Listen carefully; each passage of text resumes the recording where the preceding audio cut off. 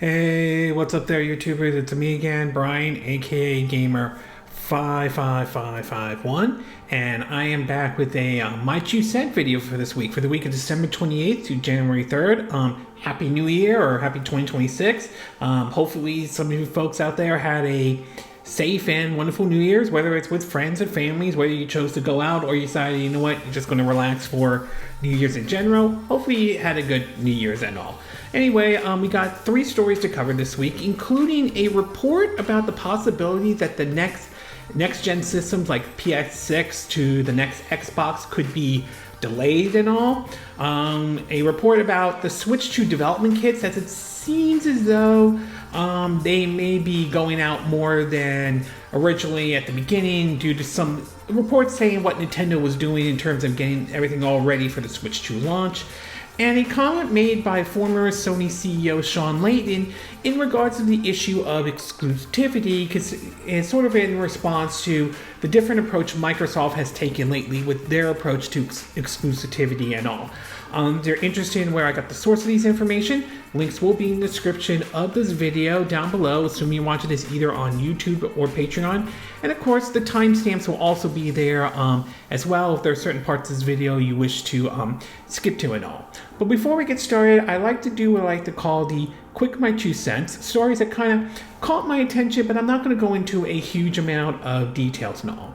The first one has a report coming out that supposedly a European online store has High on Life 2 for the Nintendo Switch supposedly leaked or rated, to be exact though. That is a sequel to the first High on Life, which recently got released onto the original Nintendo Switch and recently got an update with the Nintendo Switch 2 version, indeed though. This game was announced, and I believe that it is going to be going into Game Pass as well. Depending on how well the first one did, especially on the Switch or the Switch 2 version, to be exact though, I wouldn't be surprised to see this one pop up on the Switch 2.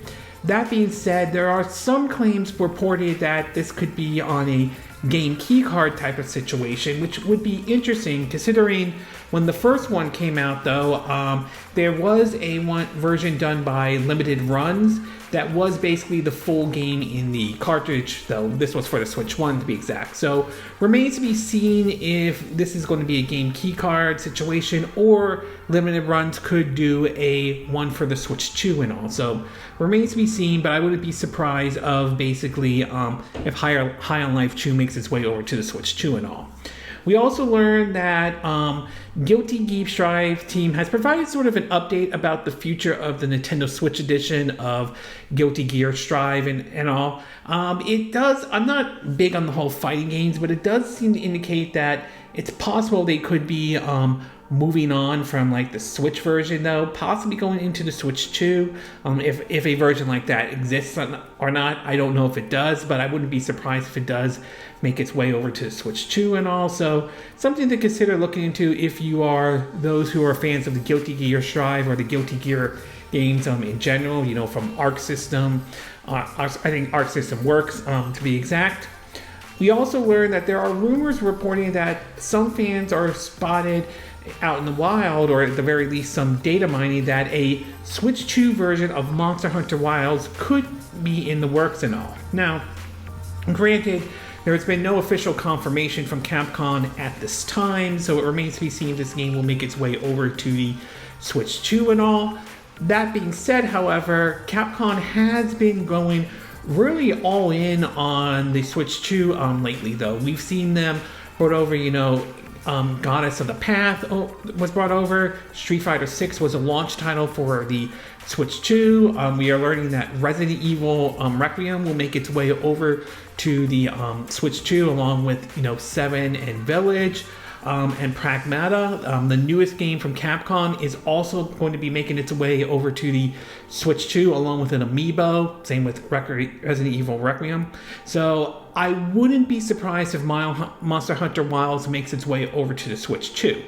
That being said, however, there have been some reports that there have been some technical issues when the game originally launched and all. So it's possible there may be some issues they may have to address if this is coming to the Switch 2 at all. But yeah, I've heard about that. But still, nevertheless, it will be interesting if Capcom decides to take that approach, or if they do want to develop for like the Switch 2 in mind, much like what we saw when Monster Hunter Monster Hunter Rise made its way over to the Nintendo Switch system before making its way over to other systems, as that one was designed specifically for the Switch in general and all. We also learned about basically comments about Metroid Prime 4 in terms of the timeline that it takes place, and at least according to this report from My Nintendo, or at least the claim, is that it seems as though Metroid Prime 4 does take place after the events of Super Metroid and all. So, I mean, there have been some back and forth over certain timelines, especially ranging from Zelda games, and Metroid games are no exception to this. So I thought it was kind of interesting to hear how Metroid Prime 1 and 3 took place after the events of the first Metroid game, but before the start of Metroid 2 Returns of Samus. So sort of interesting indeed, though, and it'll be interesting to see where they go after 4, Metroid Prime 4 with Metroid Prime 5 in general. We also learned that CD Projekt Red is selling GOG. For those who are not familiar, GOG is basically CD Projekt Red. It's sort of like their storefront in a way, like how Steam has a storefront. But supposedly they're famous for a lot of their games that being DRM free and everything like that. Like those always online connections and everything. So very interesting to see CD Projekt Red do that and all.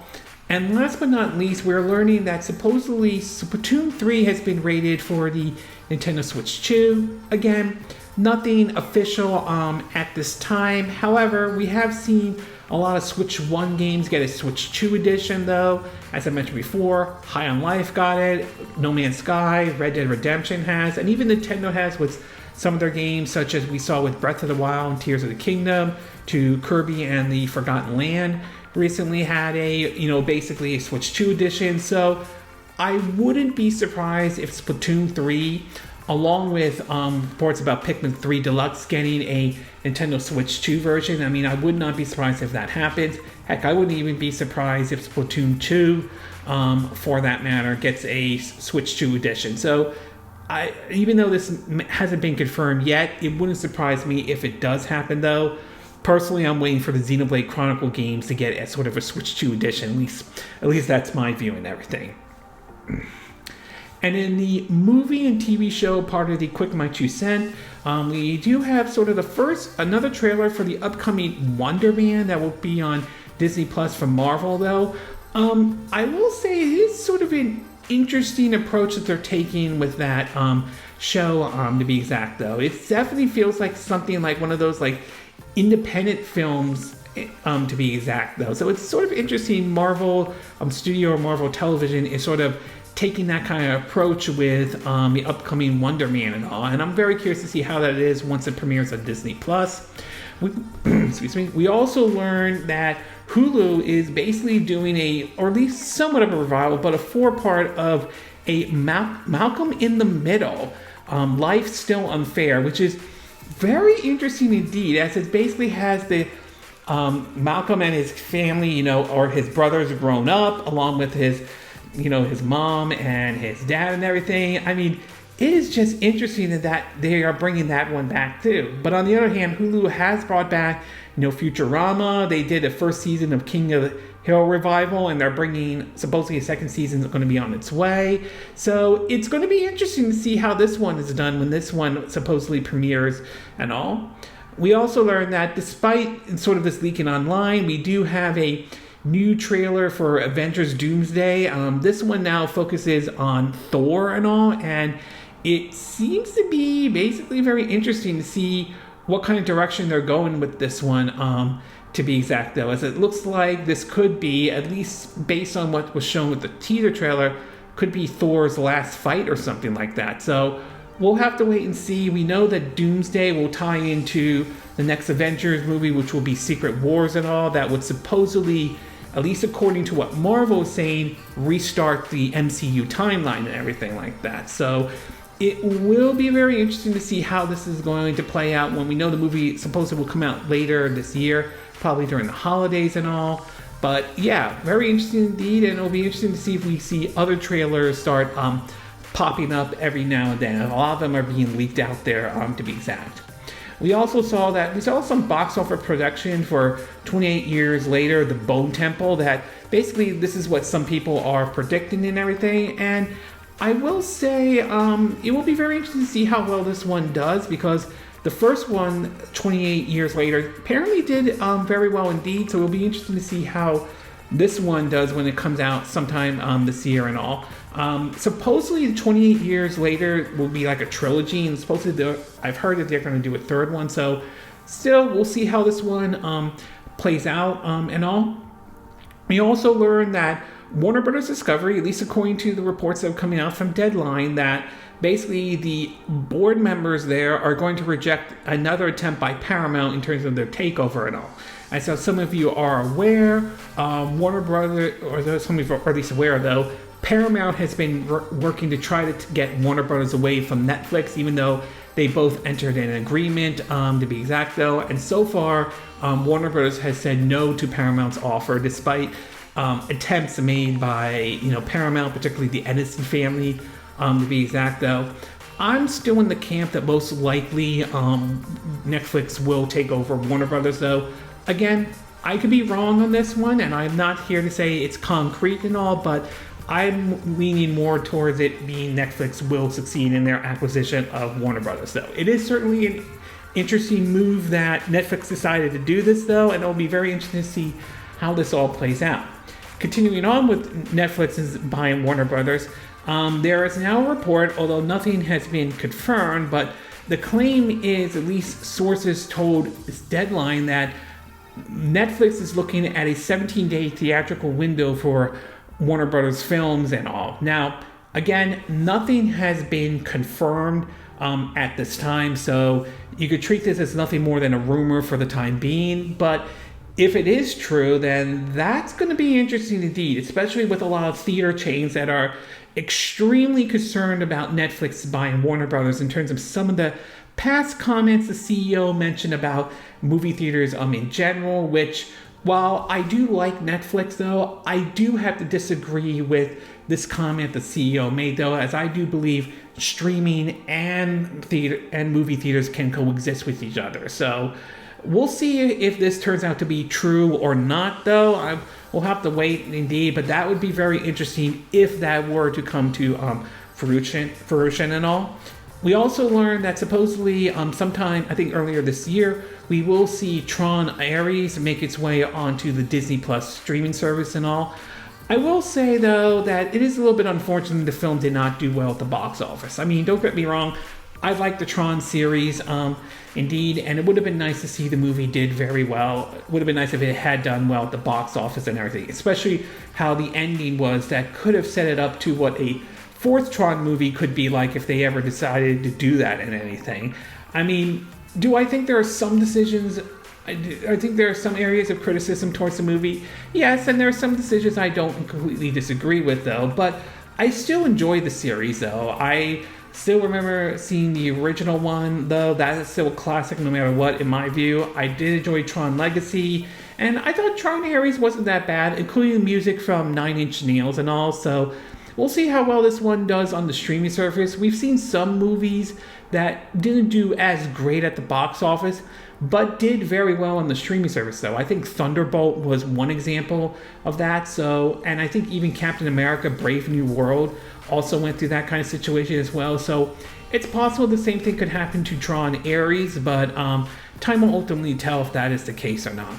And last but not least, we now are apparently looking at that the Avatar Fire and Ash seems to be continuing to do very well at the box office, as it's being close to crossing the $1 billion mark, which would be really impressive if that is the case, because supposedly the movie, at least some of the reviews or some of the box office returns got off to a rough start, but apparently it seems to be doing very well indeed.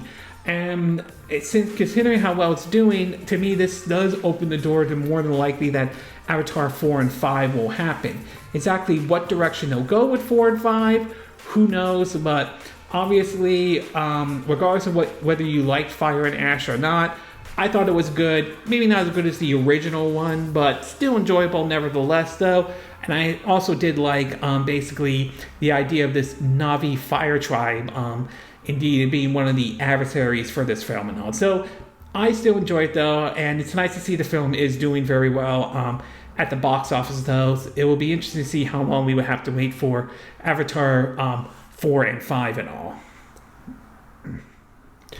Okay, with the quick bite you sent part now done, along with the movie and TV show part of the quick bite you sent, we'll get started with our first story, and this one has to do with exclusivity, including a comment by one of the folks who was in charge at the PlayStation brand at Sony, Shawn Layden. Now, exclusivity has sort of taken a different approach this generation with the PS5 and the Xbox Series X and S and all. And this one really started with Microsoft in terms of, Phil Spencer along with Sasha Natala, as they've taken approaches putting their games onto multiple systems and all. Now, this is considered to be, for some, to be kind of a controversial move, as some folks believe that would impact, sales of the Xbox Series X and S, although Microsoft has come out in defense of that, saying that this is their approach of this is an Xbox and everything, as they want the Xbox brand to be everywhere, and they're continuing to support hardware despite some claim online to take a different approach though. And of course, Sony has kind of taken somewhat of a similar approach to Microsoft, not necessarily full on putting their games everywhere. It seems that they're more open to putting their games onto PC, although there's been some questionable of the success though. High on Life has basically, not High on Life, Helldivers, I'm sorry, wrong game. Helldivers 2 has made its way over to the Xbox systems and everything, and even for some bizarre reason, Lego Horizon Adventure made its way over to the Nintendo Switch, which is pretty interesting that they would do something like that though. But Nintendo, on the other hand, outside of maybe, some dipping their toes somewhat into the mobile game part though, they really have not really done anything take on as far as putting like Breath of the Wild or Tears of the Kingdom onto other systems, not counting emulations or anything like that, though actually putting it onto other systems. And some have argued that the days of exclusivity has sort of come to an end and everything like that. But according to a comment made by Shawn Layden, he believes that console exclusivity is still important and everything. In an article from Nintendo Life, it basically reads that, quote, oops, let me get that, okay, oops, what's going on here? Okay, there we go. Anyway, the article basically reads that, quote, Nintendo, it says, we find ourselves in an unusual position when it comes to console exclusivity these days. Once upon a time, titles like Halo, Forza, Death Stranding, and God of War would have been playable only onto hardware perceived by their respective owners. However, today, Microsoft is releasing their games on PS5, and not to mention Nintendo system as well, while Sony's happy for leading light to hit PC. Nintendo remains steadfast in its dedication of true exclusivity, however, and ex-PlayStation boss Shawn Layden thinks that's the right approach, despite the market seeming heading in the other direction. Speaking on Pause for Thought podcast, Layden addressed the topic of platform exclusivity and said he feels they're still important. And this was sort of, okay, and here's what he had to say. Quote, I don't think every game has to be console exclusive. I don't think every game should be console exclusive. But I do accept the fact that if you're going to have platforms like Sony and Nintendo largely, Microsoft is more of an Xbox everywhere, anywhere. There's a huge value to the brand on having strong exclusivity. If Mario starts showing up on PlayStation, that's the apocalypse, right? Cats and dogs living together, and the same goes for Nathan Drake and Uncharted. I think they make the platform sing. Layden also makes another good point in relation to exclusivity. They push to host the platform to its limits. And of course, the other thing with multi-platform, and I'm sure most people realize, is that when you do codes across multiple platforms, you have to code to the lowest common denominator. But if you do exclusivity, you can put that leverage to 11 in that platform. Now, my position when it comes to exclusivity in general is I don't completely I'm not against exclusivity as a whole. It's how it's being done though. I'm not a fan of when it comes to exclusivity, such as the decision to do like time exclusivity or sign this to ensure that this game does not appear on that platform. I'm not really a fan of that kind of approach when it comes to those kind of exclusivity though. I am, however, not opposed to the idea when it's done right. Like basically the approach like we saw with Bayonetta 2,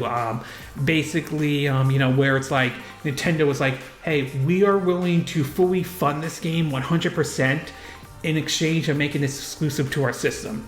Those kind of exclusivity I could get behind. I can support those kind of exclusivity if it's done in that kind of approach in need and all. And I do think exclusivity does add some value to the brand, especially if it's a track to bring people over to basically that platform and everything like that. So there are some positives and negatives to how exclusivity is though, but I think it comes down to how it's being done though. I don't see Nintendo changing course with their exclusivity anytime soon in the way Sony and Microsoft is doing though. I mean, it's possible things could change down the road, but given the direction Nintendo has been going lately, I don't think we're going to see any changes, at least for now though. That doesn't mean there could be a situation where exclusivity could come to an end. There's always that possibility, but Nintendo itself, at least far as I'm aware of, I just don't think they're going to do what Microsoft and Sony are doing. At least that's how I see it though. So overall, I would say that I do think Shawn Layden does raise a good point. I think there is some positivity to exclusivity though. That's not to say exclusivity is perfect. I think there are some fair share of criticism, but I do think there are some valid points when it comes to exclusivity in general and all. Okay, we're going to take a quick break, and when we get back, we'll get to part 2, and this one has to do with dev kits for the Nintendo Switch 2 and all, and the situation that might have changed a little bit. So we'll take a quick break, and we will be right back.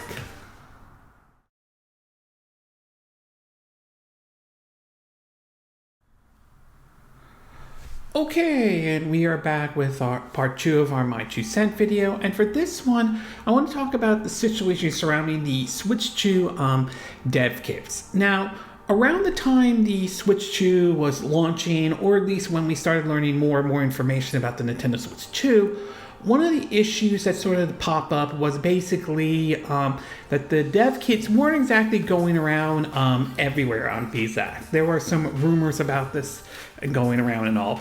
And some speculated that one of the reasons why that might have been the case was that Nintendo was very selective on who they were giving dev kits to, as one of the reasons might be to have at least some level of quality control, to be exact, to make sure how they have like the games that run and play well on the Switch 2 in general and all. And some thought this was a good idea for Nintendo, and some defended it. Others thought it was a bad idea.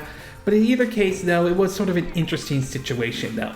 Well, recently, Nate the Hate, who I will say does have a good track record. I'm not saying everything he says is 100% spot on, but does have a good track record nevertheless, recently chimed in when it was reported that supposedly a Call of Duty game was done for the Nintendo Switch, most likely the Switch 2 and all, and was ready to go, to be exact. And it points out to the situation surrounding, the Switch 2 dev kits in general. From an article from My Nintendo, it basically reads, quote, we have known since before launch that Nintendo had only sent developed kits out to select partners, and their availability was very scarce. Thankfully, no leaker Nate the Hate said that the situation has now been largely resolved, meaning that third-party developers who want a development kit can now have them or be receiving them soon. Talking about the report on Call of Duty is coming to the Nintendo Switch 2, he said the dev kits situations has largely been resolved, at least according to what he said. It said, quote, in the case of COD, it doesn't mean that they got the developed kits super late either. just late enough that they couldn't get the work done to launch the game sooner. The dev kit situation has largely been resolved.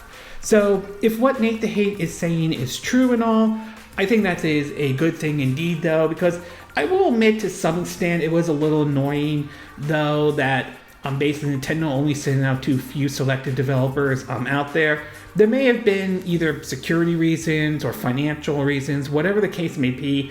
I thought it was a little bit annoying to be exact though. But if what Nate the Hate is saying is correct and everything, it sounds like more and more developers are going to get their hands, or particularly third-party developers will get their hands on Switch 2 dev kits, and hopefully this means that we'll see more of their games make their way over to the Switch 2 and all. We know a lot of folks do believe 2026 could be a good year for Nintendo, and we certainly have some games that have been announced that are making their way over to the Switch 2, from Capcom bringing over, the Resident Evil game, including 7, Village, and Requiem, to Pragmata making its way over to the Switch 2, to even, Bethesda bringing Fallout 4 to the Nintendo Switch 2, with rumors about the possibility Starfield can make its way. Of course, we also know that South of Midnight's making its way over to the Switch 2 and all. So hopefully this means along the big studios, along with the medium and small studios, are able to get their hands on these development kits really soon, and hopefully this maybe opens the floodgates to bring a lot of games over to the Switch 2 and all. So overall, if what Nate the Hate is saying is correct, hopefully Nintendo has resolved this issue.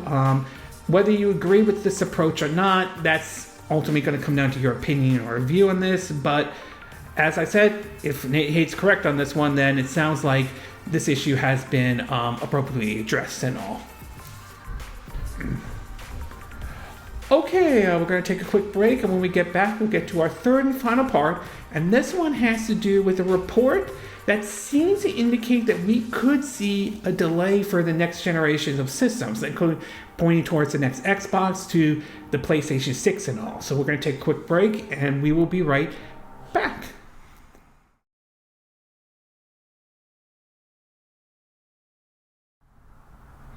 Okay, and we are back with our third and final part of our My 2 Cent video, and for this one, this has to do with basically the situation surrounding next generation and everything. Now, I'm sure most people have heard at some point the rumblings about, Microsoft talking about their next system, the successor to the Xbox Series X and S, and of course there has been some rumbling about what the PS6 might be here and there, ranging from it's going to use both signing a deal with AMD, the chip manufacturer, and so forth, though.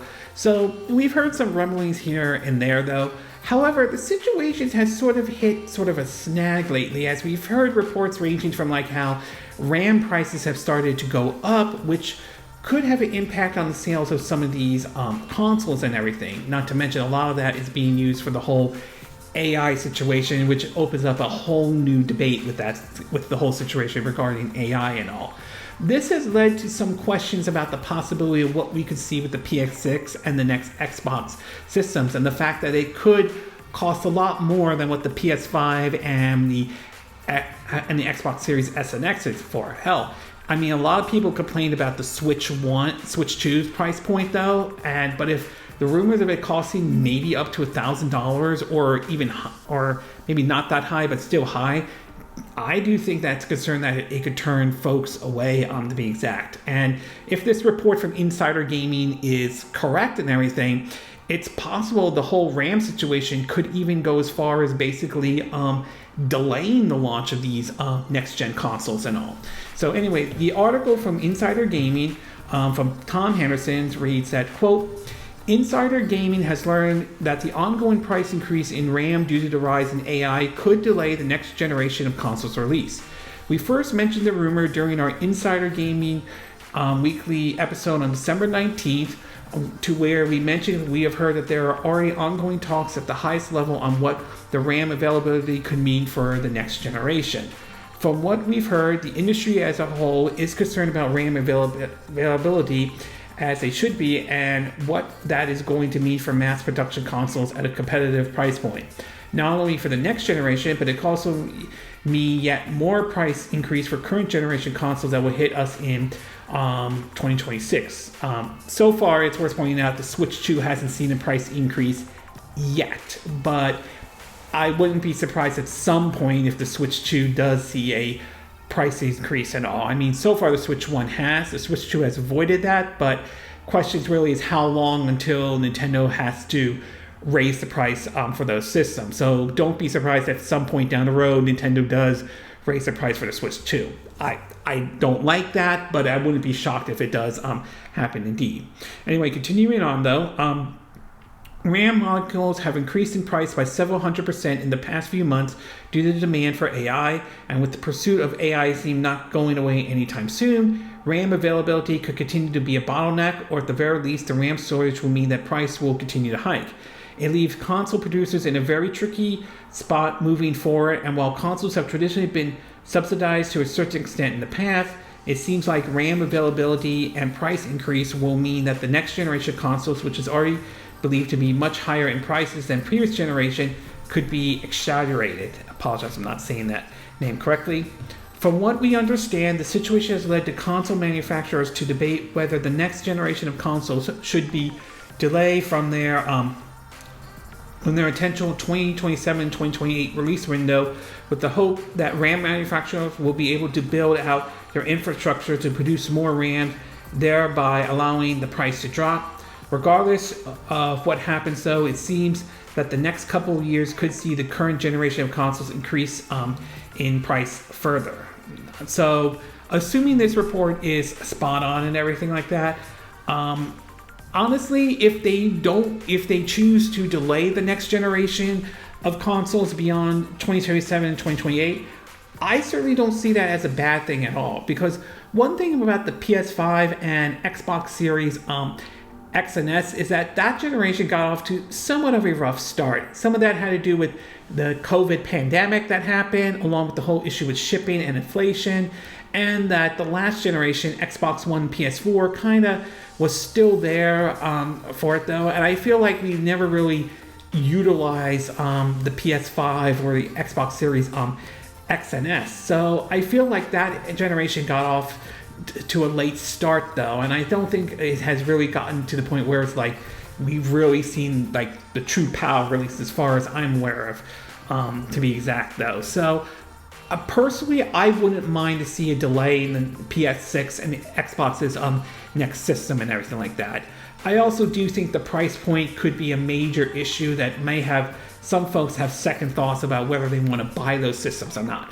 Granted, we don't know what the price points for those systems will be at this time though, but if the RAM storage situation continues, I will say it could be a tough pill to swallow for a lot of folks, given the cost for a lot of those consoles and everything. So I wouldn't be against the idea of not releasing a new system in 2027 and 2028. I still think we need to give this generation of consoles give it its chance to find its footing and everything. So I'm not against that at all. And as I mentioned before, right now Nintendo seems to be in a good position with the Switch 2, but time will tell how long they could hold on to that if they start facing the kind of situation Sony and Microsoft are facing, and it could be a possibility that the Switch 2 could see an increase in price. Not right now, but I wouldn't be, like I said, I wouldn't be shocked if it does happen and all. And so, yeah, I think because of this whole push of the AI situation, which has its own debate on to be exact, though, it certainly has had a problem with the RAM situation. And I'm hoping at the very least that issue can be resolved at some point before these new systems come out, though, but we'll have to wait and see if that does happen or not. So overall, though, I wouldn't be surprised if these next-gen systems are delayed and do not hit the 2027 or 2028 date or anything like that. I personally wouldn't be against that, though. As I said, I think Series X and S and PS5 have not really hit their stride, at least in my view and everything. But at the same time, given the whole situation with RAM and AI, it's going to be a tough pill to swallow for some folks who want to buy these systems and all, including especially with the price point and some of the price going up for it though.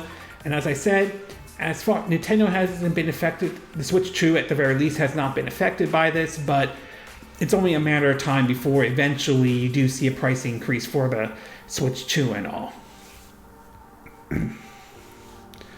Okay, this concludes this My 2 Cent video for this week. And again, these are my opinion. What are yours? What are your thoughts about Shawn Layden's comments in regards to exclusivity, though? Do you think he is spot on about his comment about exclusivity and everything? Do you think they do have a place in the industry in general? Or do you think Microsoft is correct in terms of putting their games pretty much everywhere, at least that kind of approach, or at least what Sony's doing with at least having some of their games go on to the PC and everything? What are your thoughts about the Switch 2 dev kit situation, though? Do you agree with what Nate the Hate is saying in terms of that the issue has been resolved in any way? And what are your thoughts about this report about the possibility that the whole RAM price situation due to AI could delay the next generation of systems, though? Do you believe they should release the new systems in 2027 or 2028? Or do you believe it's better to wait a couple more years down the road just to get the PS5 and the Xbox Series X and S to show their true potential, getting off to sort of a rough start back in 2020 due to COVID and the whole shipment situation and inflation to a certain extent? And you think the RAM issue could have a negative impact for these next-gen systems in terms of price points, indeed? And maybe with the Switch 2 as well, as could it force Nintendo in a position where at some point they may have to raise the price for the Switch 2 and all? Do you agree with what I said in this video? Do you disagree? Do you have a difference of opinion? As always, sound off in the comment section below. Let me know what you think. And if you do like this video, I hope you hit the like button. I would appreciate it. And I hope you do subscribe to my YouTube channel. If you do, make sure you hit the bell icon for notifications of any new videos I put up. Also, feel free to share this video if you want to, and feel free to donate to my channel if you like. You can do it through PayPal Me, Patreon, or Steam Labs. Links will be in the description of this video, assuming you're watching this either on YouTube or Patreon. And I will see you again next time when I do another video. Hopefully that'll be soon. Until then, from Southern California, I wish you all a good day then. Bye!